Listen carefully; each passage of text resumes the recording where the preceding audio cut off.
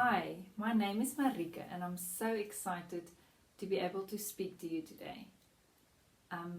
I do believe that you will learn something from this lesson, and may I encourage you to continue your journey on the bass with more enthusiasm than ever before.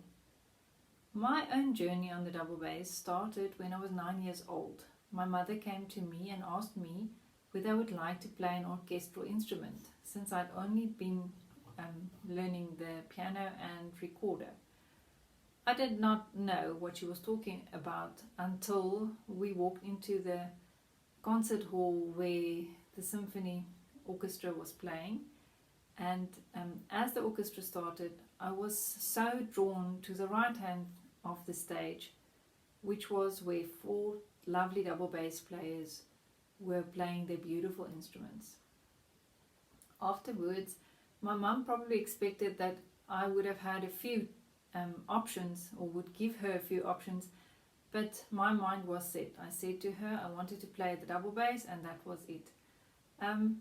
My mum is very adventurous, so she saw the opportunity in this and immediately contacted my teacher at the time, and they made a plan to get me started. Yes, I was small, I had to start on a cello, but that didn't put me off. So when one chooses the bass, it's often sold to you as an easy instrument, an instrument that gets you jobs for the rest of your life, and an instrument which is really enjoyable to just make music with other people. That is very true. However, on the flip side of the coin, a double bass played out of tune is almost like having that fuzzy blanket pulled off you and you being left cold.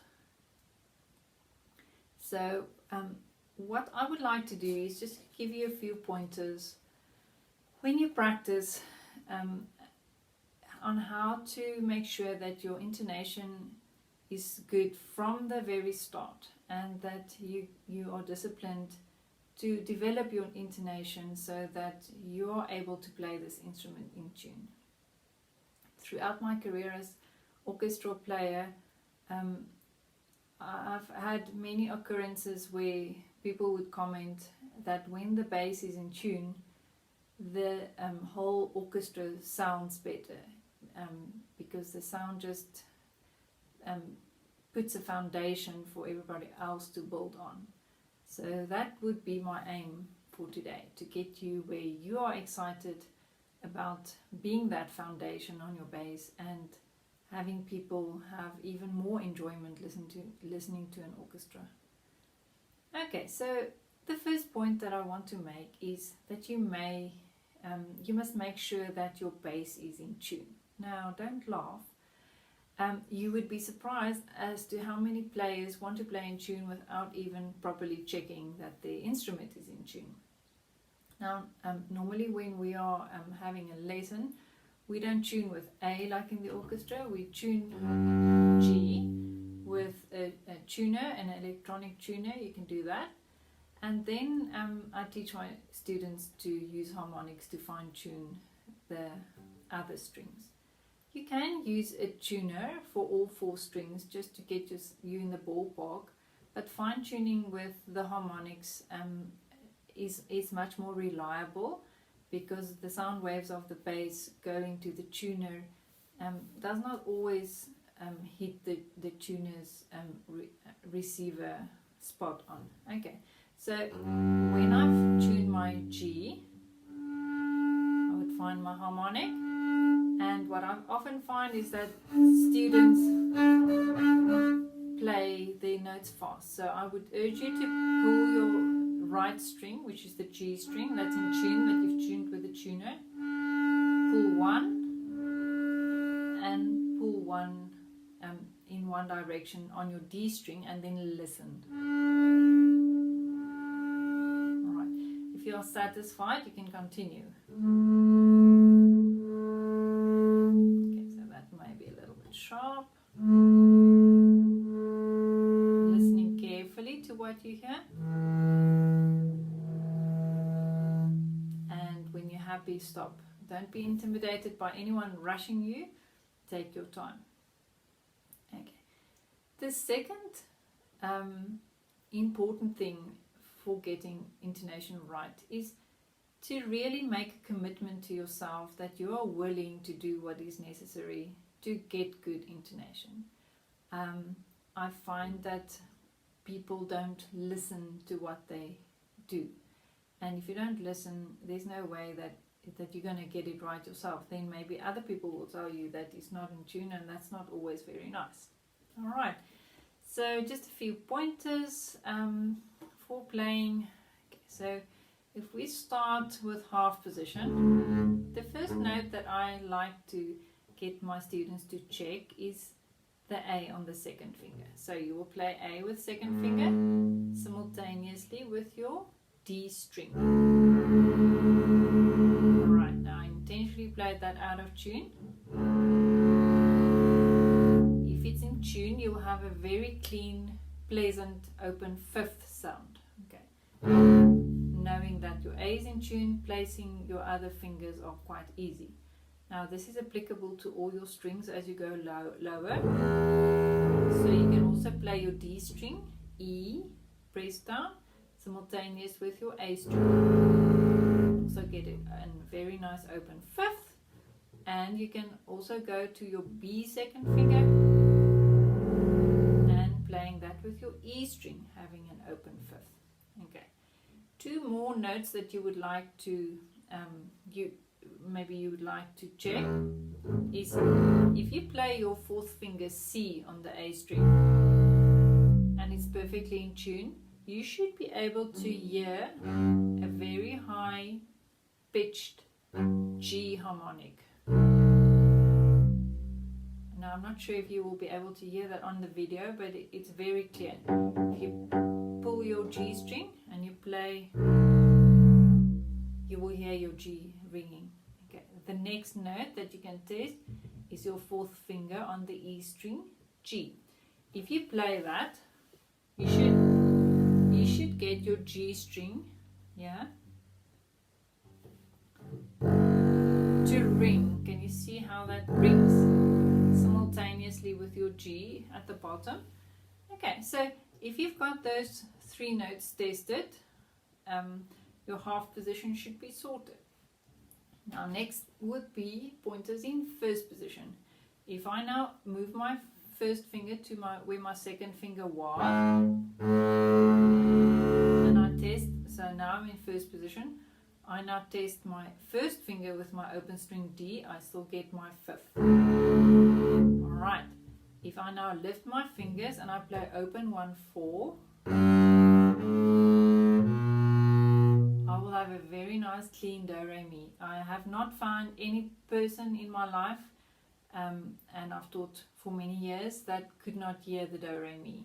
Okay, so you can apply that to all your other strings as well. D string will be do re mi, open 1-4, A string, and then also your E string. Alright, now how about shifting between half and first position? If you start finding your A again, and you would, for instance, play open 2, you will test it, and now shift. First finger goes to where second finger was, and then you can test it, and then you can move back. Test it, and so on. Likewise, you can do for all your lower strings. That's a very nice way of getting used to shifting between half and first. Alright, now just back to your first position where you had your do re mi. Okay, so all the notes that we tested in half position are still here. First finger A, we did. If we now go to A string and we play second finger, you should still have your harmonic ringing on a G at a high pitch, and crossing over to G, you should have your G string ringing. It's called sympathetic vibration. Alright, now next step, going into second position.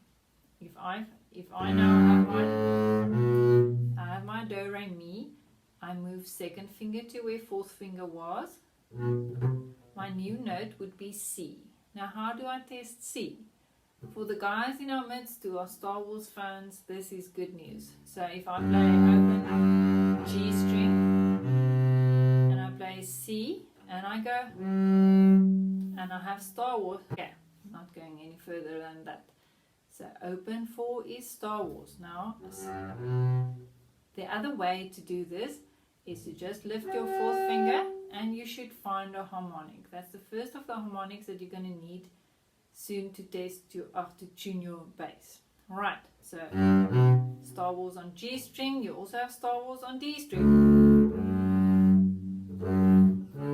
Alright, same A string, same E string.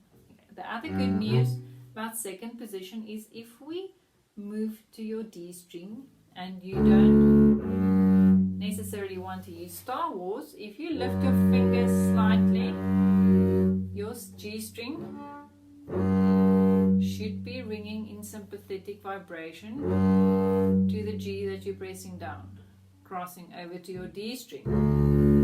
If your D is in tune, your D string should be ringing in sympathetic vibration, and likewise on the E string, A will ring in sympathetic vibration. Okay. Obviously, if you have a harmonic on G string, you would also have a harmonic on D, on A, and on E string. Alright, moving on to second half position. Now, your new note would be C sharp. There's no testing in C sharp, but you still have your friend C next door from your previous position. So you'll still be checking Star Wars. Okay, we'll be shifting between the positions just now, just to give you a little bit of an exercise how to get there. So in second half position, you still have your friend G and D and A. Alright, now the point of intonation is not just finding the notes, it is shifting between the positions. So if I now, for instance, want to shift between first and second position, I would put a shift so that second finger goes on the B. Alright, so I have my do re mi for first position. I will reach my C and I will test my C if it's Star Wars. And this is where the commitment to yourself to have good intonation comes in. If I now shift too small, my Star Wars isn't going to be there. So it's a good thing before you shift to get the C into your ear and then move to back to your first position and then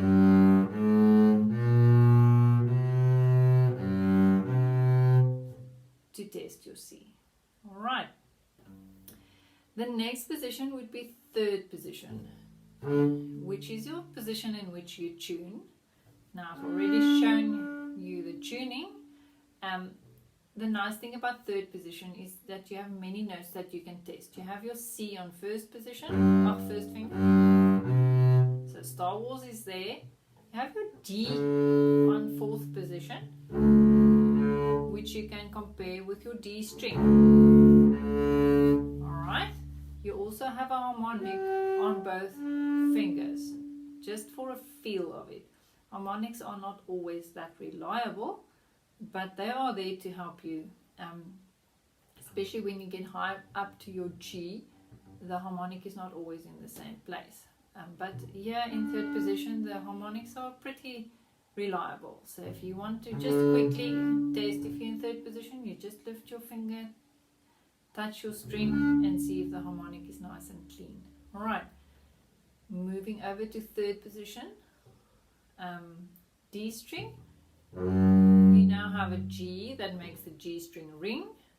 You have a Star Wars that you can test, and you also have a harmonic that you can test. So no reason not to play in tune in third position. And interestingly enough, getting to third position is one of the places where people have trouble if they don't consistently practice and test the notes there. I'll show you how to shift just now. Okay, just back to D string. So we did D string. Sorry, we did the G. Testing the G, and you also can test the A. You can test with a lower A string, and A you can test with a harmonic. All right. Same goes with A string. Open string 4. Open string 1 is Star Wars. We've got a harmonic on 1, and if we press it down and don't touch the D string, it will make the D string ring. Fourth position, fourth finger. Fourth finger makes the E. You can test it with the E. You've got a harmonic, and I think that's it. And then E string. A is on first finger. You can test the A with your first finger, making the A ring. You have a harmonic when you simply touch the note. Fourth finger now, you can't test with a lower B string unless you have a 5-string bass, which most of us don't. So for the fourth finger on the E string, you only have the harmonic that you can test. All right. Now let's just do a simple D major scale and learn how to shift to third position. So we'll start with the Do Re Mi. All right. Now, so far we've only shifted semitones. Okay. Now it's the first time that you're going to shift to a position that is higher than just one little note exchange, one finger exchanging notes with another finger. So I want you to imagine that your first finger is going just past your fourth finger, hitting C. Alright, now I'm going to test the C. Alright, so Star Wars is all healthy and good. Now I can do it again. Alright. Still healthy and good. And then I play my D, but I'm not taking the D for granted. I'm going to test it with my D open string. Alright, so here goes D major. Do, Re, Mi. Do, Re, Mi again. Different one. Okay, now I've played C sharp, which I can't test. But I can test my D that's coming up. Now going back, again, I think 4 goes just past 1. I'm definitely going to test my A to see that I'm in the right place, and then I'm going to finish.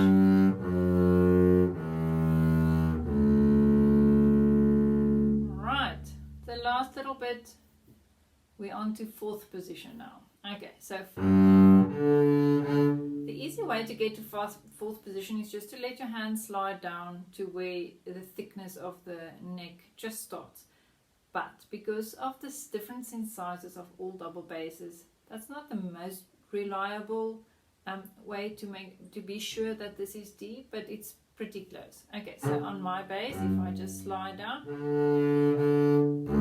I have to move back slightly, but that's like, if you know your instrument well, you'll be good finding that. Just test your D then. So I'm going to test my D with an open string, or I can test my D with a harmonic, and then E will be here. A lot of my students do test E with the E string. For me, the 2 octaves are quite a big jump, but that is not an ineffective way. It does work. All right. Okay. So be diligent when you play Twinkle Twinkle Little Star. I'm going to test it. I'm going to listen for Do, Mi, Re, Do. Alright. Okay, and I think that's about what I have to say.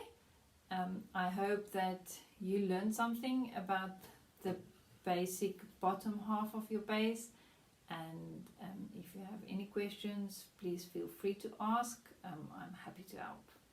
Hope you have a wonderful day.